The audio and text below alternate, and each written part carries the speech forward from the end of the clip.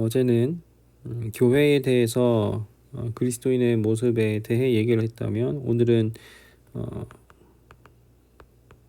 일상, 그리고 내일이 이제 세상에 대한 그런 그리스도인의 태도와 모습에 대해서 얘기를 하는 것이죠. 특별히 일상 가운데 가정에서의, 가정 공동체에서의 그런 모습을 얘기를 하는 오늘 모습을 보게 됩니다. 자, 오늘 좀 디테일하게 본다기보다는 좀 전체적인 맥락 같은 것들을 한번 좀 보려고 하는데요. 바울이 이제 디도에게 얘기를 합니다. 오직 바른 교훈에 맞는 것을 말하여라 라고 하는데요. 이 바른 교훈이라 함은 어떤 것인지 이제 쭉 보고 그 바른 교훈의 그 목적에 대해서 좀 보도록 하겠습니다. 먼저 나이 든 남자들, 나이 든 여자들 이렇게 쭉 얘기를 하는데, 나이 든 남자들 자제, 경건, 신중, 온전한 믿음, 사랑, 인내를 가르친다라는 것. 이것은 이제 나이 든 남자들에게, 늙은 사람들에게, 노인에게 얘기를 하는 것인데요.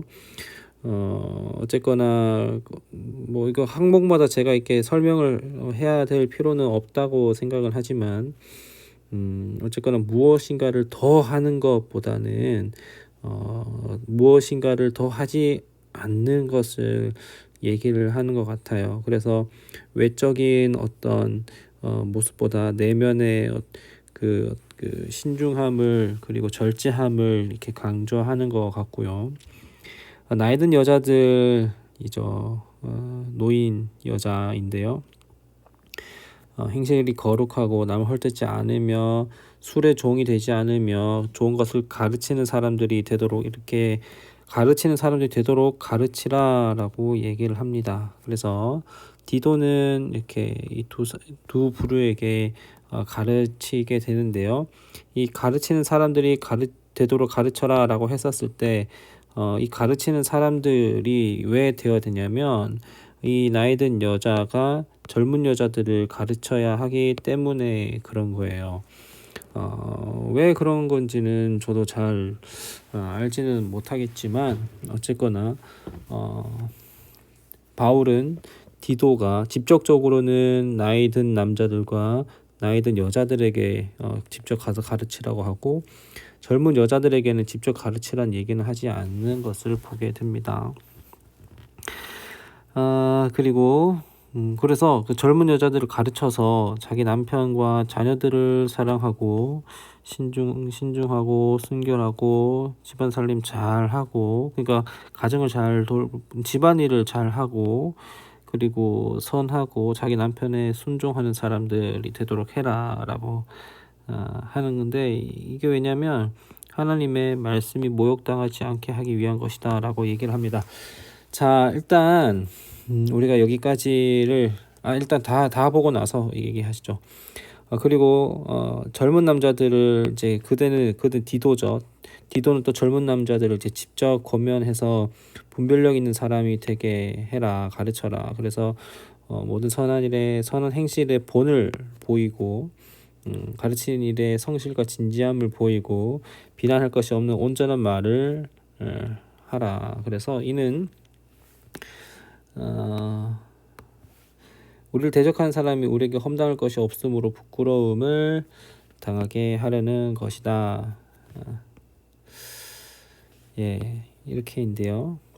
한 개만 더 보고 또 좀 이렇게 정리를 할게요.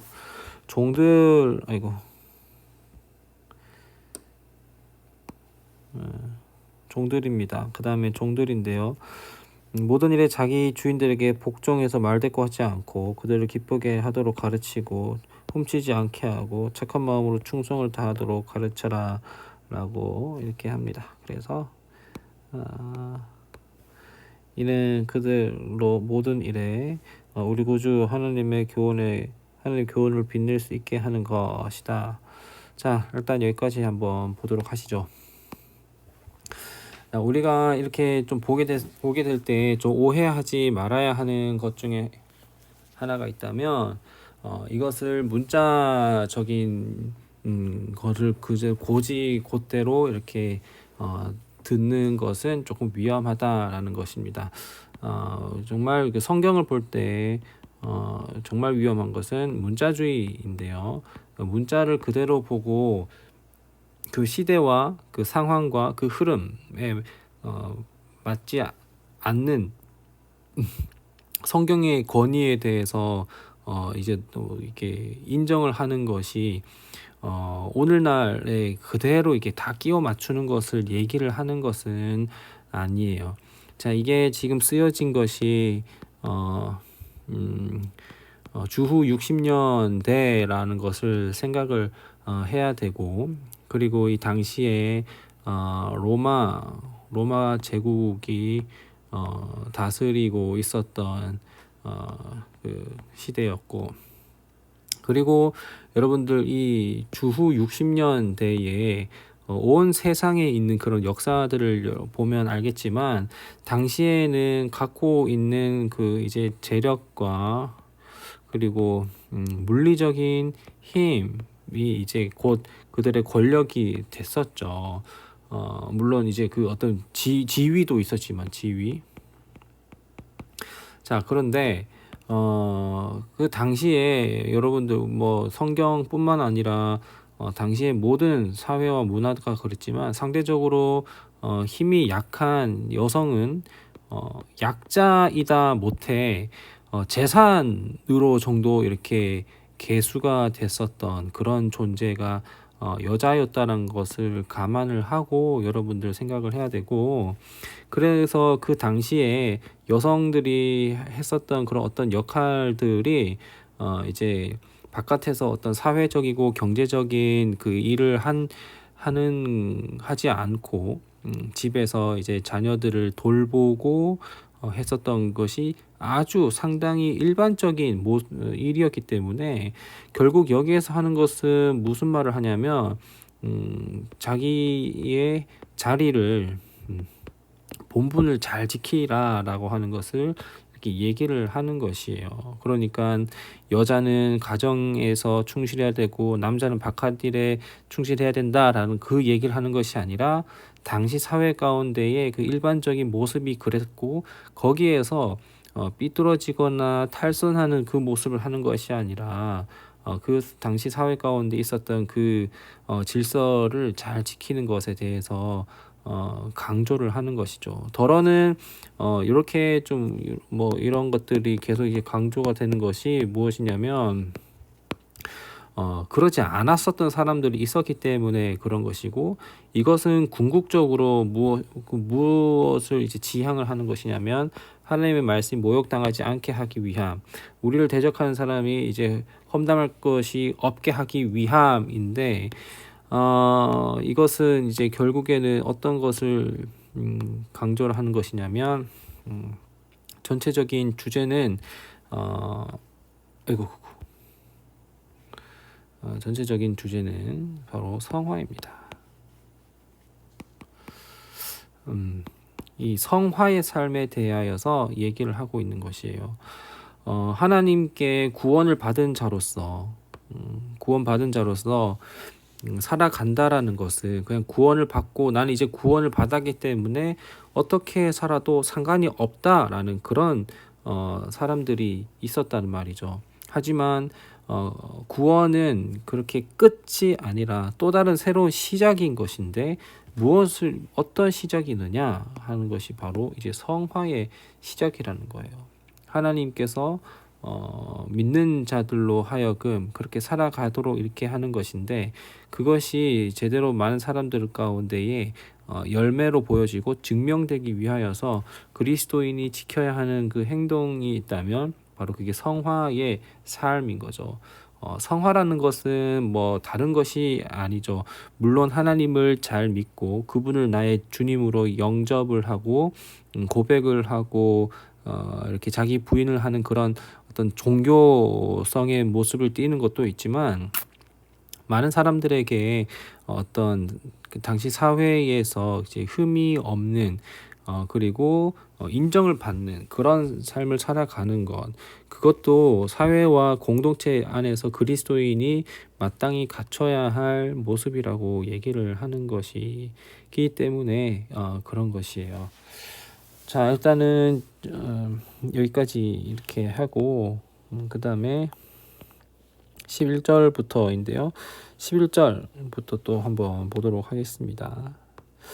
자, 모든 사람에게 이 모든 사람이라고 하는 것은 무엇이냐면 남녀노소 그리고 종이나 자유인이나 하는 그 모든 신분에 대한 그런 걸 얘기를 하는 것이에요. 그러니까 이 땅에 있는 모든, 그러니까 아무나는 아니고요. 누구나를 얘기를 하는 거예요. 누구나. 모든 사람에게 구원을 주시는 하나님의 은혜가 나타나게 되는데 그 은혜가 나타나서 어떻게 하냐면 교훈합니다. 우리를 가르치시는 거죠. 주의 성령의 지혜로 그리고 권고로 그 정확한 기준으로 우리를 가르치는 것인데, 우리를 그렇게 가르치심으로써 교훈하심으로써 경건하지 않은 것과 그리고 세상의 정욕을 버리게 하고 신중함과 의로움과 경건함 가운데 살게 하는 것, 이것이 또한 성화인 것이죠. 그렇게 살아가게 하는 것. 그러니까 구원받았다라고 하는 것을 끝나는 것이 아니라 그렇게 구원받은 삶으로 살아가게 된다라는 것. 복된 소망과 그리고 예수 그리스도의 영광. 그 위대하신 하나님 그리고 예수 그리스도의 영광, 이 영광인데요. 복된 소망과 이 영광이 나타날 것을 기다리며 살도록 하셨다. 그러니까 미래에 대한 소망을 가지고서 살도록 하게 하셨는데, 그것이 바로 이제 계속해서 얘기하고 있는 성화이고요. 이 성화는 그냥 그렇게 살아가는 것이 그뿐만 아니라 어떤 이제 목표점을 가지고 살아가는 게 되는 것이라면 복된 소망과 그리고 그 날의 영광에 대하여서 우리가 소망을 하게 된다라는 것, 그것이 이제 또한 그리스도인의 성화의 삶인데요. 그리스도께서 우리를 위해 자기를 내어주셨으니 이는 우리를 모든 불법에서 구속하시고 정결하게 하셔서, 그렇게 해서 하셔서 선한 일에 열심을 내는 자가 내는 자기 백성이 되게 하려 하시는 것이다. 계속해서 이제 똑같은 말을 이렇게 세분화해서 얘기를 하는 것이고요. 그리고 마지막으로 디도는 모든 권유로 이것을 말하고 권면하여서 책망에 누구도 그들을 무시하지 못하게 해라 라고 얘기를 합니다. 그래서 이제 바울은 디도에게도 많은 사람들 앞에 무시당하지 않도록 너 자체도 몸을 잘 이제 갖추고 그렇게 해서 정말 그렇게 살아내라고 얘기를 하는 것인데, 설득의 3대 요소를 여러분들이 들어보셨는지 모르겠습니다. 설득의 3대 요소에는 무엇이 있냐면 로고스가 있어요. 로고스가 있고 그 다음에 에토스가 있고 그리고 파토스가 있는데요. 여기에서 이제 로고스라고 하는 것은 어떤 이제 텍스트, 그러니까 잘 논리적으로 준비된 어떤 문장과 그런 거에 대해서 얘기를 하는 것이죠. 정보와 그런 이제 어떤 그런 그 텍스트에 관련된 그 모든 것들을 얘기를 하는 것인데, 이것이 잘 갖춰져 있어야 그 상대를 설득을 할 수가 있다라는 것이에요. 그리고 이 이제 에토스가 뭐냐면 이 말하는 사람이 그 삶이 그 사람이 말하는 그 삶과 일치해서 신뢰가 있느냐, 그 얘기를 하는 것인데, 이 에토스의 문제를 이제 아리스토텔레스가 얘기를 했었는데, 이 에토스의 문제를 지금 이제 오늘 바울이 디도에게 얘기를 하는 것이죠. 그리고 우리 모두에게 성화의 삶을 살아가게 되는 것. 우리가 전도가 어려운 것은 말씀과 그리고 우리의 삶에 어떤 갭이 있기 때문에 그런 것이죠. 간극이 생기기 때문에 우리를 신뢰하지 못해서 그래서 많은 사람들이 실망을 하고 또 이제 예수 그러니까 그리스도는 좋지만 그리스도인은 좋지 않다라는 그런 간디의 말도 있는 것이죠. 자, 그래서 어쨌거나 오늘 이제 바울은 디도에게 교회 안에 있는 사람들 그리고 그 사람들이 그리스도인으로 살아갈 때 어떠한 모습을 이제 갖춰야 되는지를 가르쳐라라고 얘기를 했고요. 그 올바른 가르침을 통하여서 올바른 삶으로 이어지게 된다. 그 올바른 삶이 성화이다. 그것을 오늘 얘기를 하고 있는 것입니다. 그리고 그것은 이제 가정에서부터 시작을 하게 되는 것이고요. 자, 오늘 본문에 대한 해설은 이 정도로 이렇게 하도록 하겠습니다.